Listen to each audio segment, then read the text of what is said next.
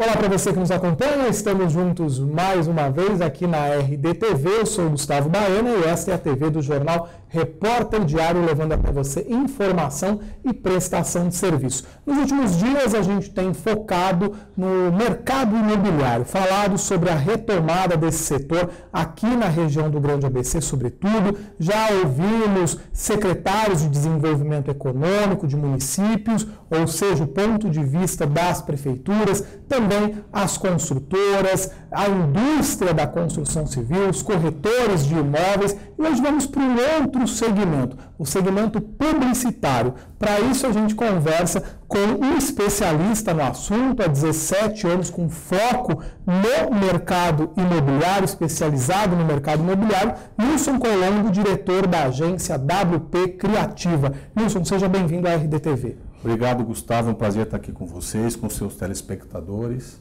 Obrigado pelo convite. E obrigado pelo especialista. Não deixa de ser um especialista no assunto, nesse assunto mercado imobiliário. E eu começaria, Nilson, falando aí, tentando ouvir de você, o que seria o grande desafio nesse momento em que a gente ainda tem uma crise econômica, por mais que se fale em retomada, né? Isso parece que vem a passo de tartaruga, aí, muito timidamente. Qual é o grande desafio para atrair para os empreendimentos? Que, na verdade, você tem que dar publicidade aí para esses lançamentos, né? É isso aí. Olha, o desafio antes era achar apenas quem tinha a carência de comprar um imóvel, gostaria de ter um imóvel, ou o primeiro imóvel, ou fazer um upgrade no seu imóvel, enfim, mudar para algum imóvel melhor, né? Hoje a gente tem que levar também a credibilidade que, infelizmente, o nosso querido Brasil não transmite tanto, né? Então a publicidade vem trazer, inclusive, isso. Vencer essa desconfiança. É isso. Confiar na incorporadora, confiar no empreendimento, confiar de que é possível comprar um imóvel, de que a condição que a incorporadora oferece, ela é acessível, enfim, para que essa confiança vindo ao consumidor, o imóvel possa ser adquirido, né? O sonho de todo brasileiro, afinal, né? Porque com crise, sem crise, eu já tive a chance de dizer isso aqui, a gente segue falando de sonho nesse mercado, né? É algo que está no imaginário do brasileiro, a casa própria. A casa própria, ele é um sonho único. Para mais de 80% da população brasileira vai comprar um único imóvel em toda a sua vida. A vida toda. Então, então, imagina, é o maior bem que um cidadão comum, vamos dizer assim, vai comprar em toda a sua vida, tá? Por isso que é um sonho, de fato. Sonho de fato, né? E nesse momento de crise, talvez a pessoa, ela deixe um pouco de lado esse sonho, mas ela não abre mão desse sonho. É segurança, né, Gustavo? Esse momento todo, essa crise toda que a gente viveu nos últimos 3 anos, instabilidade política e econômica, que a gente está aprendendo a conviver com isso e ignorar um pouco o que a gente vê no cenário político que mancha a história desse país, né? Desvincular a política. Desvincular, né, essa insegurança toda do que vai ser o dia de amanhã por conta das conduções políticas, faz com que o brasileiro aprenda a conviver com isso e aí tenta enxergar que se ficar esperando esse país ser arrumado pelos políticos não vai dar certo, então vamos tentar por outros caminhos, e aí é que as incorporadoras, as empresas de vendas, as empresas de marketing fazem um esforço sobre-humano para que essa barreira seja rompida. Enfim, a gente tem aí alguns cases de sucesso mesmo nesse cenário tão terrível, né? Eu até já te perguntei aí sobre o papel da publicidade, mas vocês já sentem que impactos você poderia destacar da propaganda nessa estratégia de atrair consumidores? Você já falou em cases de sucesso. Como que vocês têm, o que você pode apontar para a gente de impacto, até, claro, de preferência positivo, aqui na região do ABC, sobretudo? A gente teve cases recentes que a gente fez lançamento aqui no ABC, especificamente Santo André e São Bernardo, que mesmo em meio a esse cenário, a gente atua na nossa agência também em várias outras regiões do país. Eu tenho muito lançamento imobiliário no interior de São Paulo, em outros estados, inclusive, Minas Gerais, Rio de Janeiro e por aí vai. E mesmo em várias outras regiões do país, a gente percebeu o mesmo comportamento do comprador de imóvel. Ele, com a propaganda feita de um jeito correto, achando o público consumidor, com esse último desafio, né, porque o marketing nada mais é do que você fazer um filtro, divulgando isso para uma quantidade grande de clientes dentro do perfil econômico de cada produto, e achar o cara que pode comprar. Nesse momento. Né? A gente tem um filtro muito interessante de você observar. O produto de valor médio econômico, ele tem uma boca muito larga no começo, porque eu tenho muita gente que quer. Mas o marketing tem que achar quem pode comprar, quem tem condições financeiras de comprar. Quanto mais você desce o padrão de imóvel, pior fica a questão da renda, do crédito, da condição financeira dele ter um não restritivo no seu CPF. Então, eu tenho muitas pessoas que querem, mas eu tenho poucas pessoas que podem. Hoje os fatores que dificultam, né? É o que a gente ganha com essa economia, né, tão instável quanto a gente tem. No alto padrão, eu tenho o mesmo modelo de filtro. Eu vou achar muitas pessoas que podem comprar. Mas no alto padrão eu tenho um problema que eu acho poucas que querem comprar. Uhum. Porque a pessoa do alto padrão, se tem um problema que ela não tem, é um problema com o imóvel. Tá certo? Então a mudança, ela é difícil. Eu convenço. Não é uma emergência. Não é uma emergência, ele não tem necessidade de mudança. Ele vai mudar para algo que traga mais status, que seja muito mais confortável, que seja muito mais prazeroso de mudar. Mas vamos combinar, a mudança não é um item fácil, né? Uhum. Não tem mudança sem dor, né? Então, no alto padrão, você tem uma dificuldade de achar quem quer. No médio e no produto econômico, eu tenho a dificuldade de achar quem pode. Então, o desafio do marketing é falar com a maior quantidade de gente possível dentro desse cenário e descobrir essas duas pontas do funil aí, quem que passa por ele, né?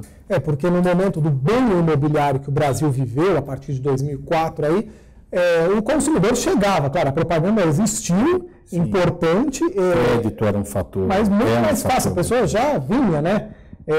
Hoje não, você tem aí a questão de identificar o comprador, quem tem o dinheiro nesse momento, de vencer essa desconfiança. E também um outro desafio, acho que o meio de chegar nesse consumidor. Hoje a gente tem muitos diferenciais para a propaganda propriamente dita. Sim. A forma de comunicar, os meios de comunicar. A gente tem desde a tradicional panfletagem na rua, farol, e hoje tem a internet, tem as mídias digitais. Sim, aí, cada vez acho que mais para você filtrar o público também Também. Hoje, cada vez mais as ferramentas online são mais assertivas nesse sentido. Eu consigo ter uma escolha melhor do público quando eu uso as ferramentas online. Eu escolho o perfil, a idade, a renda e converso com a maioria das pessoas dentro desse perfil. Ele é mais direcionado. Mas ainda o nosso mercado é muito tímido nesse sentido. Está crescendo cada vez mais, mas ele ainda não é um percentual ainda expressivo no lançamento imobiliário. Ele está se moldando aí. Cada dia maior, mas ainda, na minha opinião, ainda tímido. Deveria ser bem maior o investimento. Agora, Nilson, você falou aí de outras regiões onde a tua agência atua, né? A WP Criativa, interior de São Paulo, Minas Gerais e tal.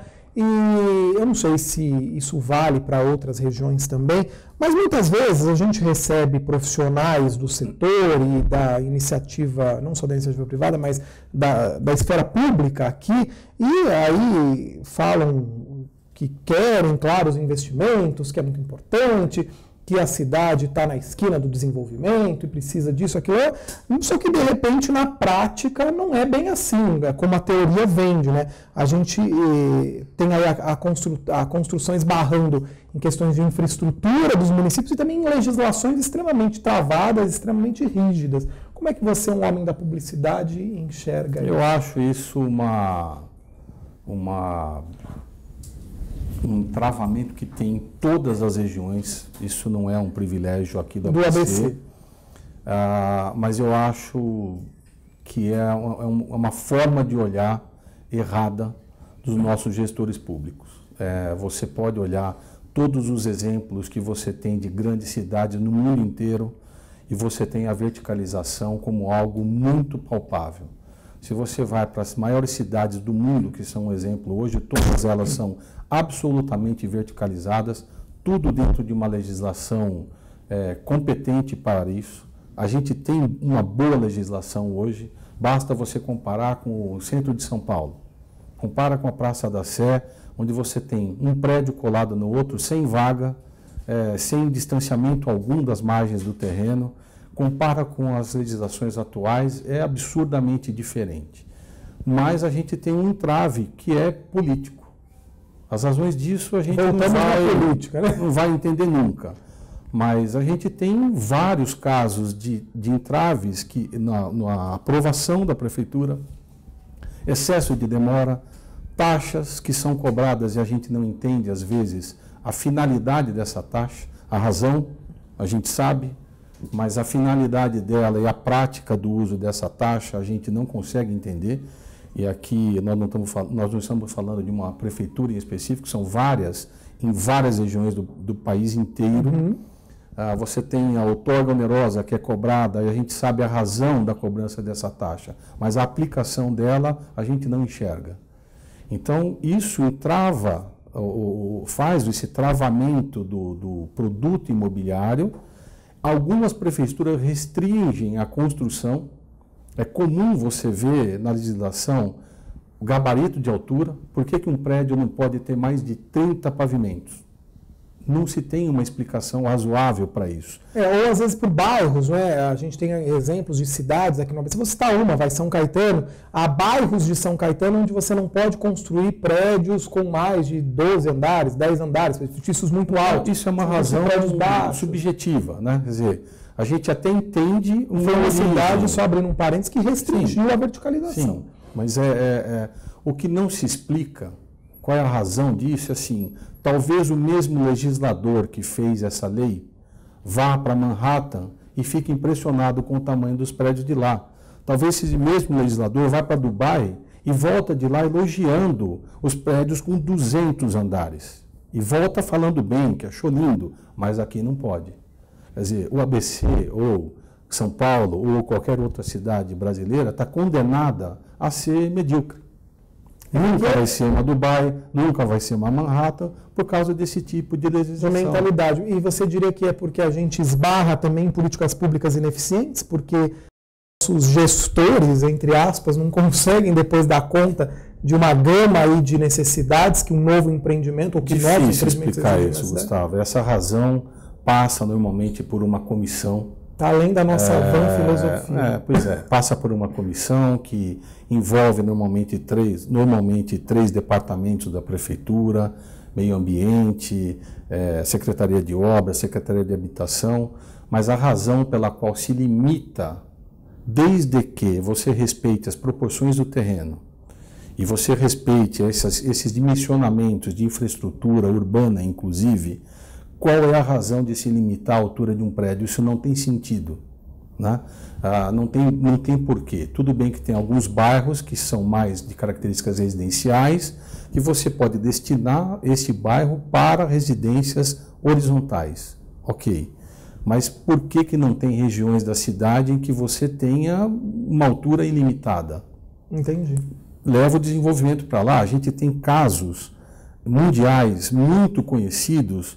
E aqui é apenas uma analogia, né? O que se fez em Las Vegas? Se levou o desenvolvimento para um deserto, né? E ali é um destino turístico para o mundo inteiro. O que a gente não vê é essa vontade na política brasileira. Ou criticam, não é, ou temem, sei lá, o adensamento populacional e tal, mas para algumas cidades, de repente, isso pudesse, a gente até falava aqui nos bastidores, na redação, para algumas cidades isso de repente seria até benéfico, né? Acaba sendo. O ABC tem muito espaço para isso. Basta que se crie legislação específica para que nesses bairros, eu vou citar um exemplo para você que falou de São Caetano do Sul. O que impede São Caetano do Sul destinar as áreas de novos empreendimentos sem limite de altura, sem nenhum tipo de restrição para o empreendimento nas áreas da Matarazzo?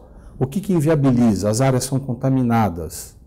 E isso é um custo muito caro para o incorporador descontaminar e ainda pagar o custo da construção em cima de um terreno desse.